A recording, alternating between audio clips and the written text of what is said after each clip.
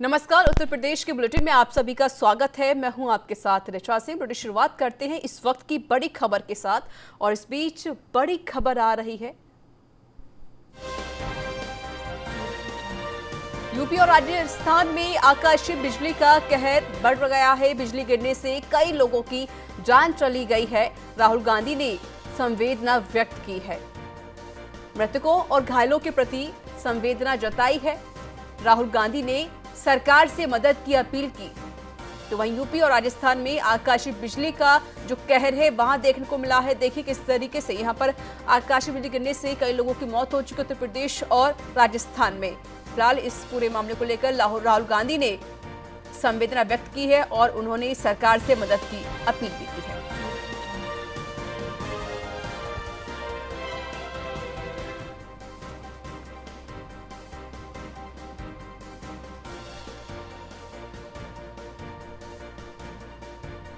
तो आकाशीय बिजली गिरने की वजह से उत्तर प्रदेश और राजस्थान में कई लोगों की मौत हो चुकी है। कई लोग गंभीर रूप से घायल भी हो गए हैं। हालांकि इस मामले को लेकर कहीं ना कहीं प्रधानमंत्री नरेंद्र मोदी ने भी संवेदना व्यक्त की और अब राहुल गांधी ने भी इस पूरे घटनाक्रम पर संवेदना व्यक्त की है। उन्होंने कहा है कि सरकार इनकी मदद करे।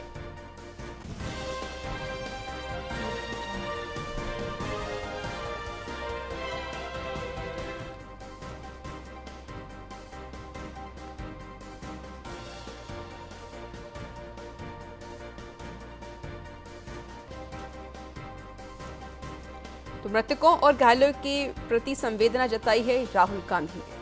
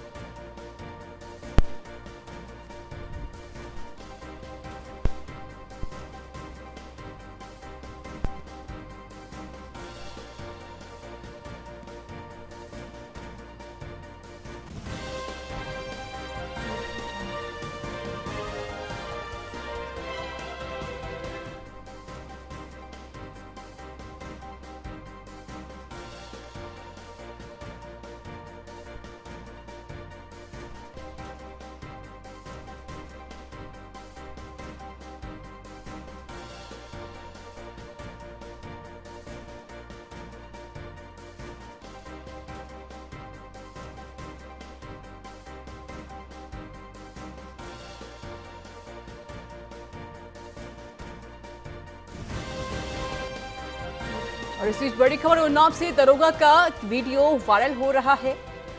सफीपुर थाने में तैनात है दरोगा जिसका वीडियो वायरल हो रहा है। आपको बता दें कि मैजिक चालक पर साइड नहीं देने पर उसकी पिटाई कर दी है। ये खबर उन्नाव से जहां दरोगा का वीडियो वायरल हो रहा है। सफीपुर थाने में तैनात है यह दरोगा और इस वीडियो में मैजिक चालक पर साइड नहीं देने पर उसकी पिटाई कर दी जाती थी। ये वीडियो आप टीवी स्क्रीन पर देख सकते हैं किस तरीके से दरोगा एक चालक की पिटाई करता हुआ नजर आ रहा है। तो यहाँ पर दरोगा की दबंगई यहाँ देखने को मिल रही है।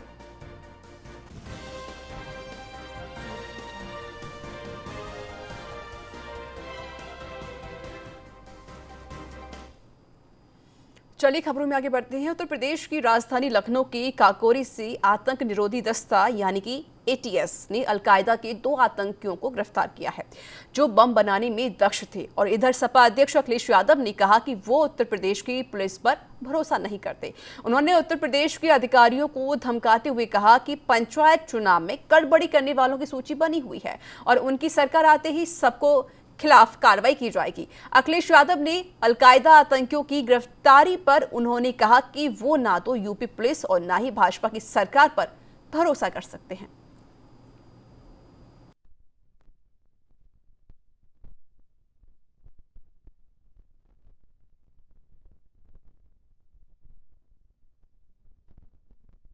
तो देखिए सपा अध्यक्ष अखिलेश यादव ने यहां पर योगी सरकार पर हमला बोला है। जिस तरीके से फिलहाल जो 2 आतंकी हैं वो पकड़े गए हैं और इसी को लेकर यहाँ पर अखिलेश यादव ने कहा कि मुझे ना तो उत्तर प्रदेश की पुलिस पर भरोसा है और ना ही भाजपा सरकार पर भरोसा है। तो अखिलेश यादव के बयान यह सामने आया है। उन्होंने कहा कि मैं यूपी पुलिस पर बिल्कुल भी भरोसा नहीं करता हूं। बीजेपी ने इसको लेकर फिर पलटवार भी किया है।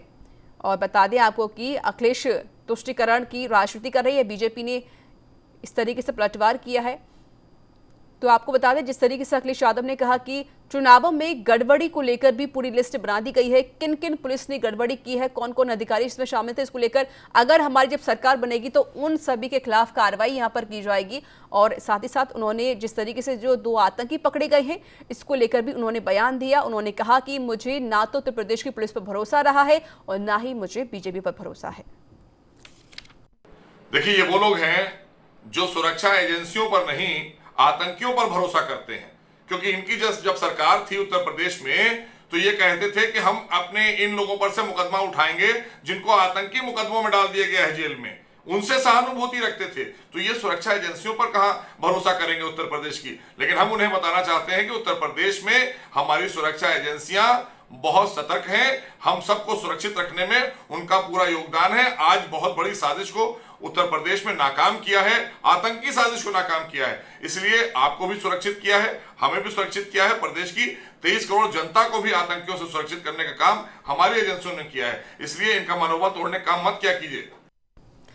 और इस पर अधिक बातचीत करने के लिए मेरे साथ जुड़ चुके हैं लखनऊ से ब्यूरो चीफ विवेक तिवारी। विवेक जी, देखिए जिस तरीके से यहाँ पर अखिलेश यादव ने गंभीर आरोप भी लगा दिए, बयान भी सामने आ गया है। उन्होंने कह दिया है कि ना तो मुझे यूपी पुलिस पर भरोसा रहा है, ना ही मुझे योगी सरकार पर भरोसा है।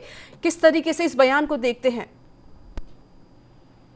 देखिए, अखिलेश यादव अपने इस तरह के बयानों के लिए खुद ही मुसीबत मोल ले लेते हैं। आपको याद होगा कि वैक्सीन को लेकर के भी अखिलेश यादव ने एक बार ऐसी बात कह दी थी कि बीजेपी सरकार की वैक्सीन है और हम नहीं लगवाएंगे।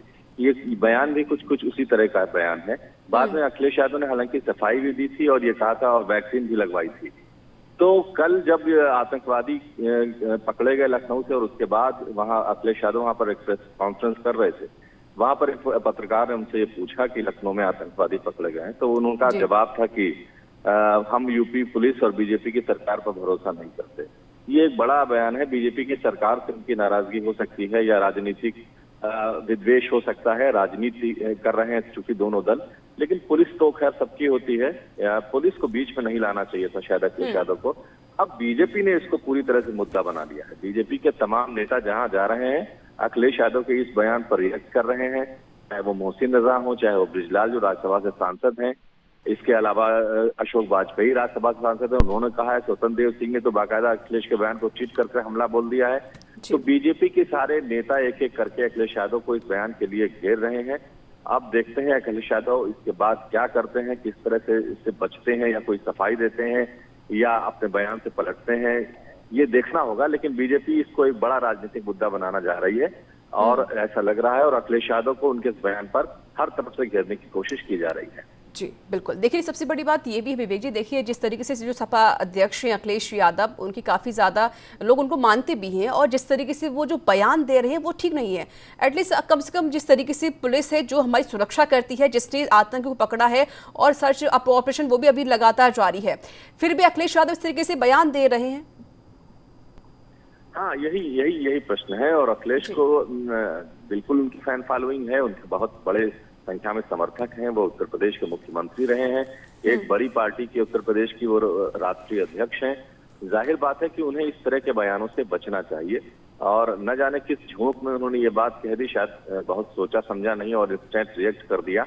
बीजेपी की सरकार से नाराजगी हो सकती है या उस पर भरोसा नहीं है, यहाँ तक तो बात ठीक थी, लेकिन शायद उनको उत्तर प्रदेश पुलिस को इसमें नहीं घसीटना चाहिए था। यहाँ उनसे चूक हुई है और बीजेपी उनकी इस चूक का पूरा राजनीतिक फायदा उठाने की कोशिश कर रही है। और भी बहुत सारे नेताओं के बयान अलग अलग आ रहे हैं, ट्वीट किए जा रहे हैं, हर तरफ से अखिलेश यादव को घेरा जा रहा है। अखिलेश यादव ने अब तक इस बयान पर ना अभी तक कोई सफाई नहीं दी है। इंतजार किया जा रहा है कि वो क्या कहेंगे, ट्वीट करते हैं या प्रेस विज्ञप्ति के जरिए अपनी बात कहते हैं, क्या करते हैं ये देखना होगा। अब अखिलेश यादव गले मुर्दे भी उखाड़े जा रहे हैं कि अखिलेश यादव की सरकार में तमाम ऐसे लोगों पर मुकदमे वापस लिए गए जो आतंकवादी गतिविधियों में लिप्त थे, बाद में कोर्ट ने उनको सजा दी। ये सारी बातें अब उठाई जा रही हैं, उभारी जा रही हैं। बीजेपी अपने सियासी फायदे के लिए ये सारी चीजें कर रही है। तो ये अब ये बयान एक राजनीतिक लड़ाई में तब्दील हो गया है। इसमें कौन किस पर बाजी मारेगा ये अभी कहना मुश्किल है, लेकिन फिलहाल बीजेपी ने जिस तरह से घेरा है, अभी बीजेपी का पल्ला भारी लग रहा है। जी चलिए विवेक जी, बहुत बहुत शुक्रिया आपका अधिक जानकारी देने के लिए। तो आप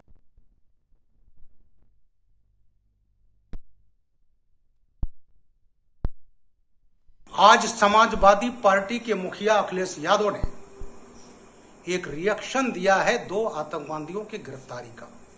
दोनों अलकायदा के हैं, मिनहाज अहमद और मसीरुद्दीन। अलकायदा जानते हैं किसका है? ओसामा बिन लादेन का, जिसको अमेरिका ने पाकिस्तान में मार दिया था। अल जवाहिरी का भी पता नहीं है, वो शायद जिंदा है।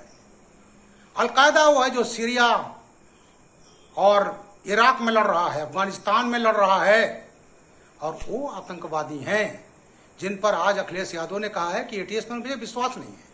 मैं एटीएस को बधाई देता हूं। मैं अखिलेश जी के व्यथा समझ सकता हूं। वोट बैंक की राजनीति की तरह ये पार्टी हमेशा जिहादियों के साथ रही है। यूपी के अलीगढ़ जिले के थाना गांधी पार्क इलाके के धनीपुर मिनी एयरपोर्ट हाईवे पट्टी पर रविवार को एम्बिशन फ्लाइंग क्लब का ट्रेनिंग के दौरान रनवे से उतर गया। अचानक हवाई पट्टी की रनवे से उतरे ट्रेनिंग प्लेन के अंदर 2 पायलट मौजूद थे। जहां ट्रेनिंग प्लेन में मौजूद पायलट और सह पायलट में प्लेन के अंदर से कूदकर अपनी जान बचाई, तो वहीं मौके पर मौजूद लोगों में इस हादसे को देख धनीपुर मिनी एयरपोर्ट पर भगदड़ मच गई। जहां अलीगढ़ हाईवे अड्डे पर हुए इस हादसे के बाद इसकी जानकारी तत्काल उच्च अधिकारियों को दी गई।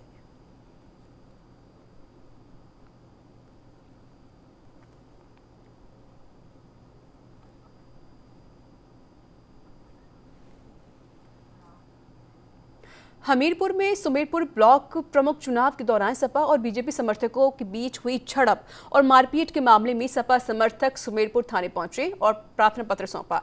सपा कार्यकर्ताओं ने जिला प्रशासन से बीजेपी कार्यकर्ताओं के खिलाफ कड़ी कार्रवाई की मांग की।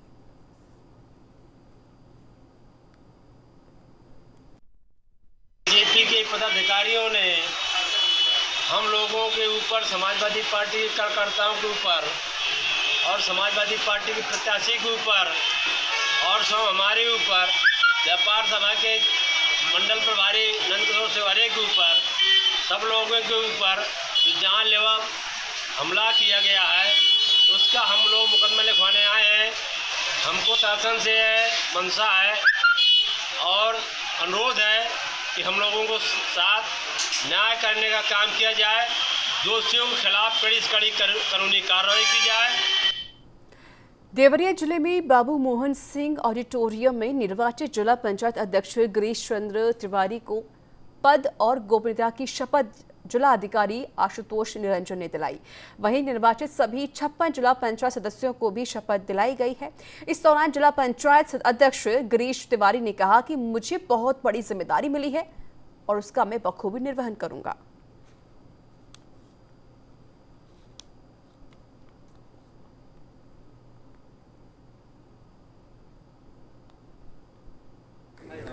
का नारा है, अब जानी सबका साथ, सबका विकास, सबका विश्वास।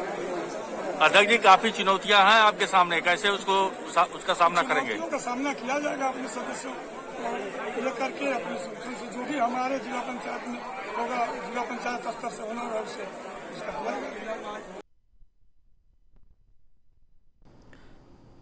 उत्तर प्रदेश के मुजफ्फरनगर में उद्योग व्यापार मंडल की ओर से जिला पंचायत के नवनिर्वाचित अध्यक्ष वीरपाल निरवाल का स्वागत एवं सम्मान समारोह किया गया।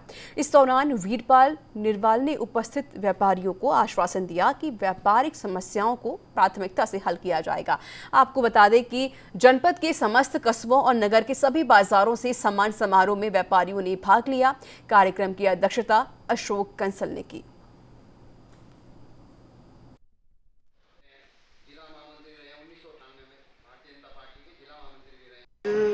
उत्तर प्रदेश उद्योग व्यापार मंडल रजिस्टर्ड मुजफ्फरनगर के द्वारा अपने नवनिर्वाचित जिला पंचायत के अध्यक्ष आदरणीय डॉक्टर वीरपाल निरवाल जी अपने भारतीय जनता पार्टी के जिलाध्यक्ष और हमारे सहारनपुर मंडल के महामंत्री आदरणीय विजय शुक्ला जी, और सौभाग्य से हमारे बीच आज हमारे डॉक्टर चंद्रमोहन जी जो हमारे ज़िले के प्रभारी हैं भारतीय जनता पार्टी के और देश के मंत्री हैं, उनको भी रहने का अवसर मिला। उनका तीनों का स्वागत उत्तर प्रदेश उद्योग व्यापार मंडल की ओर से आज यहाँ। मैनपुरी में शिक्षकों ने सब्जियां बेचकर विरोध प्रदर्शन किया और सरकार को बच्चों के शिक्षा के अधिकार की याद दिलाई। पूरा मामला यूपी के मैनपुरी का है, जहां पब्लिक स्कूल एसोसिएशन के पदाधिकारियों और स्कूल संचालकों ने अपनी मांगों को लेकर मेन बाजार में सब्जियां बेची। उनका कहना है कि हम लोग बच्चों को शिक्षा देते हैं ताकि वे आगे चलकर एक अच्छे रास्ते का निर्माण कर सकें, और ऐसे में पिछले 13 मार्च से सरकार ने स्कूल बंद कर रखे हैं और घर से ऑनलाइन पढ़ाई की बात कही जा रही है, जबकि ऐसा संभव नहीं हो पा रहा।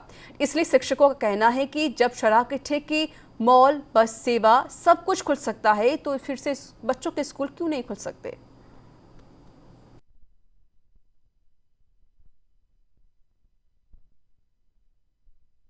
तीन मुख्य बिंदु हैं। हम लोग राष्ट्र के निर्माता हैं, हम लोग बच्चों की पीढ़ियों को तैयार करते हैं, हम लोग देश को सैनिक देते हैं, हम लोग देश को अधिकारी देते हैं। आज यह स्थिति कर दी गई है, न बच्चों को पढ़ने भेजा जा रहा है, न विद्यालय खोलने दिए जा रहे हैं। हमारी पुरजोर मांग ये है कि बच्चों को जो शिक्षा का अधिकार आप दे रहे हैं उनको पूरा कीजिए। हमारी पीढ़ियां बर्बाद न हो, हमारी पीढ़ियां अशिक्षित न रहें। इनको प्रशिक्षण मिलना चाहिए, इनको शिक्षण मिलना चाहिए, तभी एक मजबूत राष्ट्र का निर्माण कर पाएंगे हम लोग। सरकार का ये मुख्य नारा है कि मजबूत राष्ट्र अच्छी शिक्षा से बनता है। साथियों, हमारे अध्यक्ष जी, हमारे सारे साथी बुरी तरह परेशान इसलिए भी हैं कि हम लोग बच्चों को शिक्षा नहीं दे पा रहे हैं। लगभग 16 माह हो गए हैं। 13 मार्च को विद्यालय बंद हुए। 13 मार्च के बाद विद्यालय बंद होने के बाद बच्चे ऐसी स्थिति में पहुंच गए हैं कि मोबाइल, टीवी, स्कूल संचालक होने के साथ साथ हमारे खुद के बच्चे हैं, घर में पढ़ाई नहीं हो पाती। तो सरकार कह रही है कि ऑनलाइन पढ़ाया जाए। कहीं नेटवर्क नहीं आते, कहीं किसी पे अभिभावक पे मोबाइल नहीं है, तो ये बहुत सारी समस्याएं हैं। उत्तर प्रदेश सरकार द्वारा जनसंख्या नियंत्रण को लेकर लाई गई नई नीति का अयोध्या के संतों ने स्वागत किया है। वहीं मुस्लिम समाज के लोगों ने भी इस पहल का समर्थन किया है। संतों के मुताबिक देश में हो रही विस्फोटक जनसंख्या पर नियंत्रण के लिए लाई गई नीति स्वागत योग्य है। वहीं संतों का कहना है कि इस नीति को उत्तर प्रदेश ही नहीं बल्कि पूरे देश में लागू किया जाना चाहिए। तो वहीं अयोध्या विवाद के मुस्लिम पक्षकार रहे इकबाल अंसारी ने भी प्रदेश सरकार की इस नीति का स्वागत किया। उत्तर प्रदेश सरकार ने जनसंख्या कानून ला करके बहुत ही अच्छा कार्य किया है और इससे प्रदेश में नौकरी के जो पात्र लोग हैं उनको रोजगार मिलेगा और जो एक विवाह, दो विवाह, तीन विवाह करके 10-10 बच्चे पैदा कर रहे हैं और जो लाभ लाभार्थियों को मिलना चाहिए, जिसके वो पात्र हैं, उनको मिल नहीं पा रहा है, तो इस कानून से निश्चित रूप से जो इसके पात्र हैं उनको मिलेगा। सवाल हमारे हिंदुस्तान का है, एक सिक्का एक कानून, ये पूरे देश में होना चाहिए।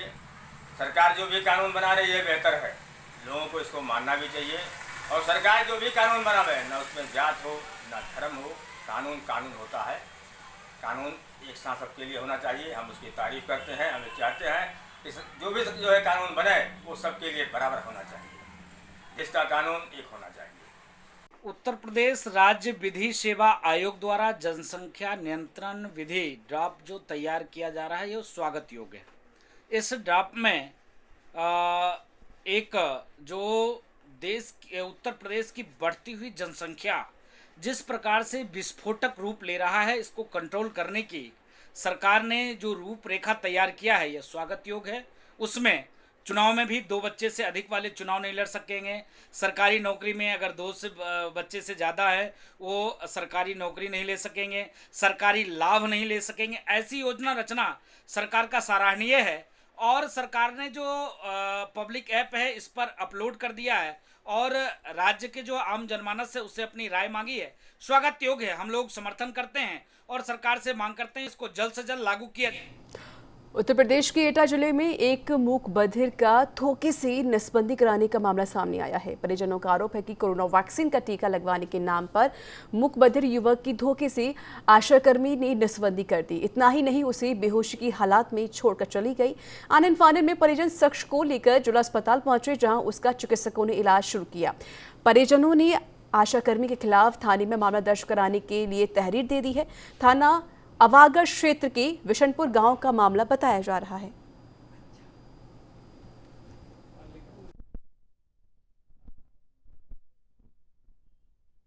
गई थी हमारे घर, सब हमसे बोली कि अपने भाई को हमारे साथ भेज दो और वैक्सीन का इंजेक्शन लग रहा है और सरकार से 3,500 हज़ार रुपये आए, इसकी पासबुक और आधार कार्ड दे दो हमको।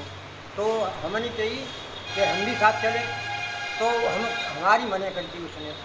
वहाँ से लेके आके यहाँ सरकारी हॉस्पिटल में और उसकी नसबंदी करवा दी। हमारा भाई विकलांग है, बिल्कुल सा कानों से सुनता नहीं है, मुँह से आवाज़ नहीं। क्या नाम है आशा का? क्या नाम है? नीलम देवी। अच्छा, और आशा क्या आप आरोप लगा रहे हैं, क्या कह रही हैं आशा? आशा हमको धमका रही है कि जाओ फरकावत कर लियो, और हमको प्रॉब्लम दिया था कि 20,000 रुपये ले लियो, मान मोड़ रही है। वैक्सीन लग रही है जी, बागा बहाना करके और ले गई यहाँ से, घर से आशा पेड़ा की। अच्छा। हाँ, और माँ जाके और नसबंदी कराई दी। नसबंदी करा दी है। अब आप लोग यहाँ थाने पर किस लिए आए? थाने पे FIR लिखाए आए। अलीगढ़ के गभाना तहसील क्षेत्र के दोरव गांव में जल निगम की टंकी पिछले 2 महीनों से ठप पड़ी हुई है। इससे गांव में पानी की आपूर्ति ठप है और कई बार शिकायत के बाद भी सुनवाई नहीं हुई है। इससे नाराज होकर ग्रामीणों ने टंकी के सामने खड़े होकर प्रदर्शन किया। ग्रामीणों का आरोप है कि आए दिन पानी की टंकी खराब होती रहती है। गांव के नलों में भी पानी नहीं आ रहा है। SDM ने आश्वासन तक दिया कि पानी की समस्या का जल्द ही समाधान किया जाएगा, लेकिन अभी तक गाँव में कोई भी टंकी ठीक करने नहीं आया है।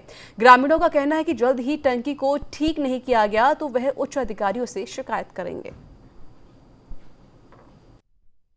मामला यह है, ये तार नीचे आ चुके हैं और हमने एप्लीकेशन भी दी थी। कहाँ दी थी आपने एप्लीकेशन? तहसील में दी थी। किसको? SDM साहब को। SDM साहब का क्या कहना है? SDM साहब ने वो SDO साहब को दे दी थी, उन्होंने कोई सुनवाई नहीं करी है। अलीगढ़ के थाना चंडौर क्षेत्र के गांव नूरपुर में देर शाम को ट्रांसफार्मर को ठीक करने के दौरान करंट लगने से एक लाइनमैन की मौत हो गई। मौत के बाद मृतक के परिजनों का रो रो कर बुरा हाल है। वहीं मृतक के परिजन और ग्रामीण ने बिजली घर पर भी हंगामा किया और बाद में रिपोर्ट दर्ज कराने थाने पहुंचे। आपको बता दें कि मृतक लाइनमैन 2 भाइयों में बड़ा था तथा बिजली कार्य करके अपने परिवार का गुजर बसर करता था।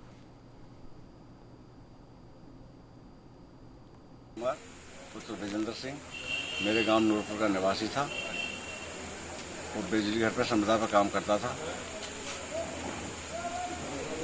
पोल पर चढ़ा हुआ था, सिट डाउन ले लिए थे और सिट डाउन लेने के बाद में जो बिजली घर से लाइन जोड़ दी और सूरज कुमार वहीं पे गिर गया और गिरने के बाद में जो मुजफ्फरनगर कोतवाली क्षेत्र के प्रेमपुरी इलाके में 8 दिन से बंद पड़े व्यापारी के मकान में चोरों ने वारदात को अंजाम देकर नकदी और जेवरात पर हाथ साफ कर दिया है। वहीं वारदात का पता तब चला जब 8 दिन बाद व्यापारी अपने घर पहुंचा। इस दौरान व्यापारी से सूचना मिलने के बाद पुलिस मौके पर पहुंची और पूरी जांच पड़ताल शुरू की। वहीं चोरी वारदात की सूचना मौके पर पहुंचे व्यापारी नेता सुभाष चौहान ने कानून व्यवस्था पर सवाल उठा दिए। वहीं CO सिटी कुलदीप सिंह ने कहा कि व्यापारी का मकान बंद पड़ा हुआ था। फिलहाल नुकसान का आकलन किया जा रहा है, जल्द ही वारदात का खुलासा किया जाएगा।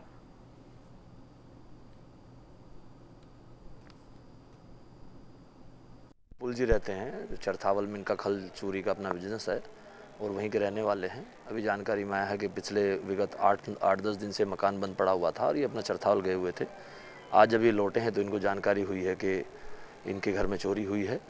काफ़ी जो भी इनका सामान अस्त व्यस्त स्थिति में पड़ा हुआ है और हम लोग उसमें गहनता से उसकी जांच कर रहे हैं और बहुत जल्दी इसको हम लोग वर्कआउट करेंगे। मुझे अभी अवगत हुआ है कि मेरे ये घनिष्ठ मित्र हैं, आज मेरी मुलाकात भी हुई थी। चोरी हुई है, बहुत दुख का विषय है और इनका काफ़ी नुकसान हुआ है।